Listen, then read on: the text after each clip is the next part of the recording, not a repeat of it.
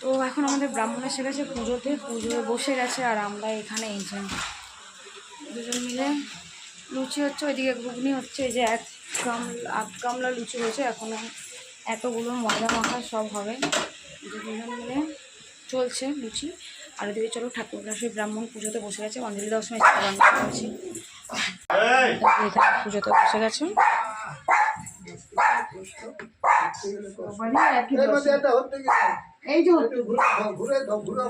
এই যে গলুল খাও খাও খাও খাও, গলুল খাও খাও খাও খাও চলছে।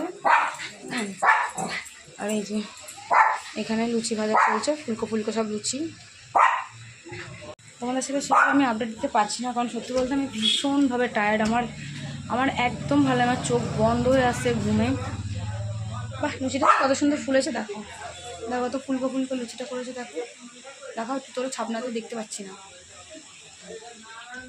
লুচি ভাজা শিখিয়ে দিলাম আমি। তো তোমাদের বাড়িতে কি পুজো আরম্ভ হয়েছে কিনা অবশ্যই কমেন্টসের মাধ্যমে জানি। আমার বাড়ি পুজো আরম্ভ হয়ে গেছে। লাল করে ভাজো, শুভ লাল করো লুচিগুলো।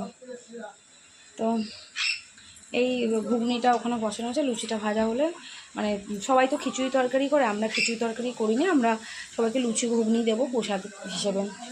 তো চলো, আর কিছু আপডেট কখন কী দিতে হবে জানি না, যতটুকু পারলাম ততটুকু দিলাম। আমার এখন বিছানা টানছে, কতক্ষণে সবাইকে প্রসাদ দিয়ে নিজে দুটো খেয়ে গিয়ে ঘরে গিয়ে শোবো, আমি তাই ভাবছি। এতটাই শরীরে আমার টায়ার্ড লাগছে। চলো যাই, পরে আবার আসবো।